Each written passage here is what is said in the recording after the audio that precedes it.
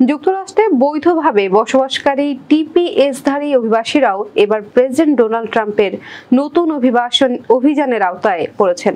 এরই মধ্যে homeland security সচিব ক্রিস্টি নোম ঘোষণা দিয়েছেন 7 লাখের বেশি অভিবাসীর সুরক্ষা বাতিল করা হয়েছে।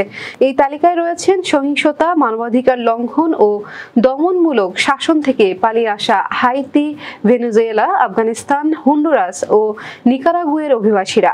শুধু হাইতিরই প্রায় 3,48,000 এবং ভেনেজুয়েলার 3,48,000 মানুষ সরাসরি ক্ষতিগ্রস্ত হচ্ছেন। নতুন নীতিতে অভিবাসন আদালতগুলো টিপিএস ও প্যারোল সুবিধাপ্রাপ্ত অভিবাসীদের শুনানি বাতিল করেছে। ফলে আইস এজেন্টরা দ্রুত তাদের আটক ও বহিষ্কারের প্রতিক্রিয়া শুরু করেছে শুনানি ছাড়াই।